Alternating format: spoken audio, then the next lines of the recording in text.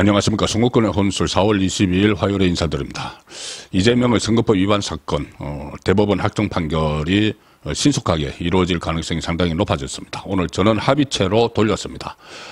오늘 오전에 그 대법원 2부로 이 사건이 배당이 됐고 주심 재판관까지 주심 대법관까지 다 배정이 됐는데 이 2부에서 바로 그 직후에 이것을 전원 합의체로 다 돌렸습니다. 전원 합의체로 돌렸기 때문에 2부에서 시간을 끌지 않고 전원 합의체로 바로 즉각 돌려놨기 때문에 전원 합의체, 그러니까는 조희대 대법원장의 의지가 있으면은 이것이 결정이 최종 확정 판결이 대통령 선거 6월 3일 전에도 나올 수가 있습니다. 지난번에 3월 26일 날 2심이 나왔기 때문에 3개월 이내, 그러면 딱 시한이 6월 23일이 되는데 6월 3일 선거가 있기 때문에 그 전에 서둘러서 확정 판결을 할 수가 있습니다. 그래서 이 문제가 조기 대선의 핵심 쟁점, 핵심 변수로 지금 등장을 했습니다.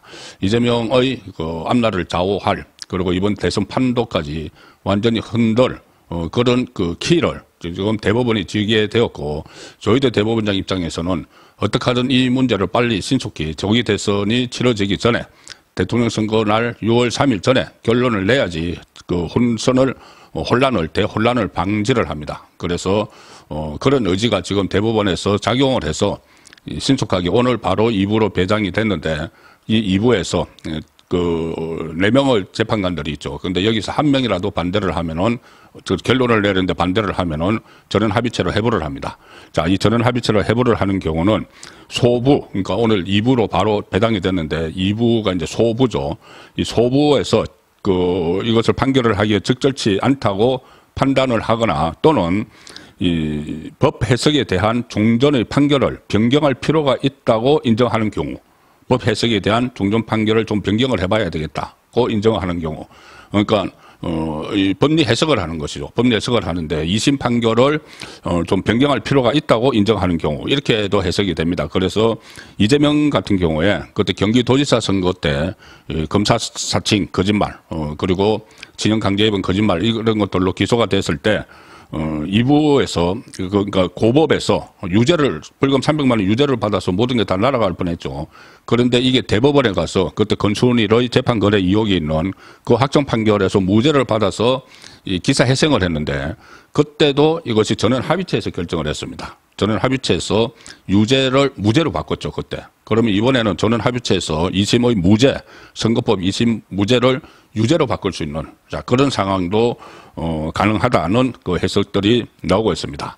이재명 대법 판결이 대선 최대 이슈로 부각이 됐는데 상당히 지금 신속하게 결정을 하고 있습니다. 전원 합의체는 조희대 이 대법원장이 그 재판장이 됩니다. 재판장이 되고 13명 전원, 그러니까 대법관 12명하고 조희대 대법원장 포함해서 13명 전원이 참여를 하는 게 전원 합의체죠.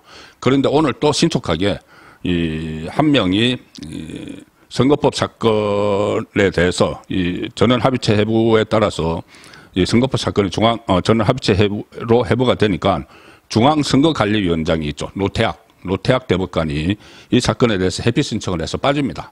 지금 대선이 있는데 대선을 관리해야 되는 그 처지에 있는 이 노태학 그 선관위원장, 중앙선관위원장이 이 이재명의 선거법 사건에 참여를 하는 것은 그것은 맞지가 않죠. 그래서 회피 신청을 했기 때문에 12명으로 결정을 합니다.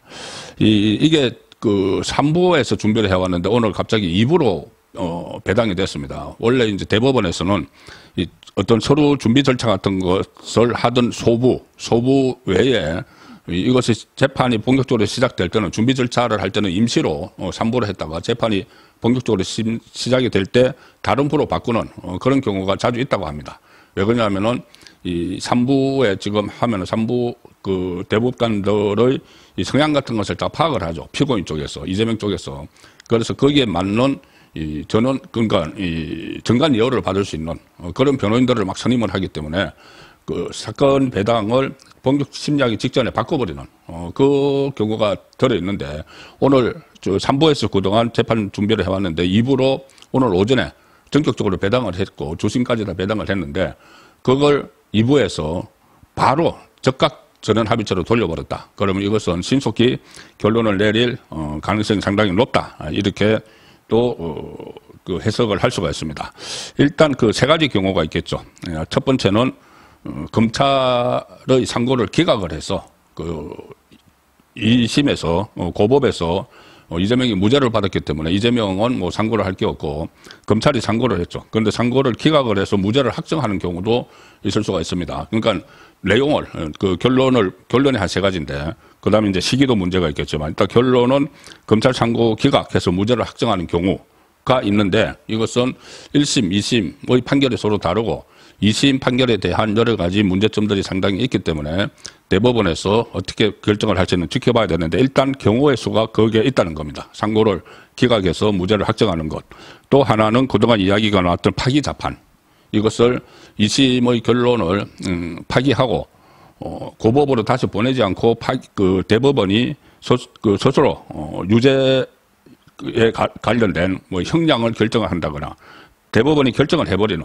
자, 그래서 이 1심 유죄, 2심 무죄가 나왔기 때문에 이것을 대법원이 만약에 그 파기자판을 한다면은 이 유죄 쪽으로 할 가능성도 상당히 남아 있는 것이죠. 그리고 세 번째는 이 고법의 유죄 취지로 파기 환송을 하는 방법.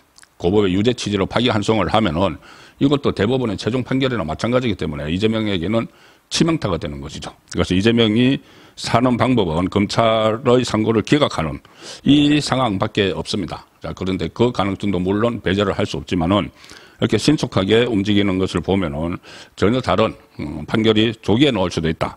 자, 이거 오래 걸 이유가 없죠. 뭐 6월 26일까지 3월 26일에 2심이 나왔기 때문에 6월 26일까지 633 원칙에 의해서 3개월 내 이것은 조희대 대법원장이 선거법원 무조건 633 원칙을 지키라고 강조를 해왔고 굳이 이게 6월 26일까지 갈 필요가 없습니다. 왜냐하면 6월 3일 대선 이후에 이것을 판결하기 어려워질 수 있는 상황이 올 수도 있고 또 굉장한 혼란이 예상이 되기 때문에 조희대 대법원장이 재판장이죠. 의지를 가지고 6월 3일 전에 결정을 할 수가 있습니다. 오래 끌 이유가 없는 것이 1심에서 무려 2년 2개월 동안 이 사건을 다뤘습니다. 6개월 만에 끝내야 될 걸.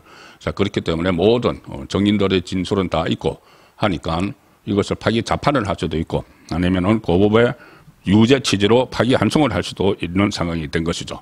자, 그러면은 이 두 가지 경우면은 이재명에게는 치명상이 돼서 선거 판세가 완전히 뒤바뀔 수가 있습니다. 검찰이 이재명 상고 이유서에 그때 300쪽에 달하는 상고 이유서를 냈죠. 거기 보면 핵심은 이겁니다.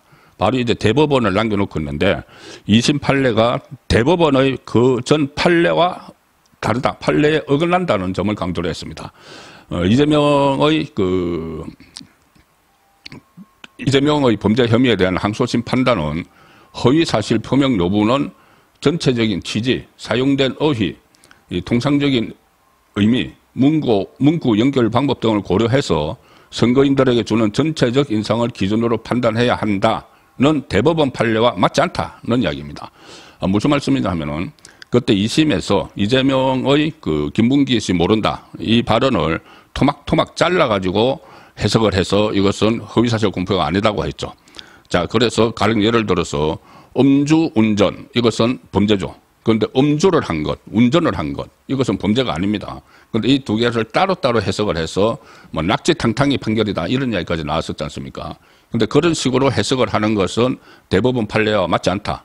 대법원 판례는 허위사실 표명 여부는 전체적인 취지, 사용된 어휘, 통상적인 의미, 문구 연결 방법 등을 고려해 선거인들에게 주는 전체적 인상을 기준으로 판단해야 한다.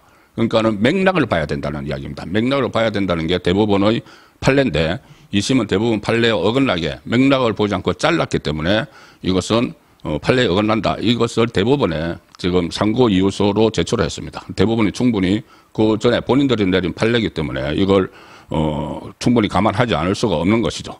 그리고 또 하나 백현동 4단계 그 용도 변경에 대해서 2심은 과장된 의견 표현이다. 허위 사실이 아니고 이런 그 이상한 해괴망측한 논리로 무죄를 선고를 했죠. 그런데 이 문제에 대해서도 검찰은 일반 선거인들의 관점에서 도저히 이해할 수 없는 판단이다. 이것이 어떻게 가정된 의견 표현이냐. 자, 이렇게 또 대법원에 낸 상고 이유서에서 반박을 했습니다. 자, 그래서 대법원이 이걸 얼마나 받아들일지 지금부터 초미의 관심이 되고 있고, 이것이 이번 조기 대선의 판세를 완전히 흔드는 핵심 변수로 등장을 했습니다. 오늘 저녁은 송국근의 정치소 라이브 방송 7시가 아니고 8시에 보내드리겠습니다. 8시부터 1시간 동안 진행을 하겠습니다. 오늘 7시 좀 넘어서 국민의힘 4강 진출자가 가려지기 때문에 그런 것들을 감안해서 1시간 늦춰섬을 양해 부탁드립니다. 감사합니다.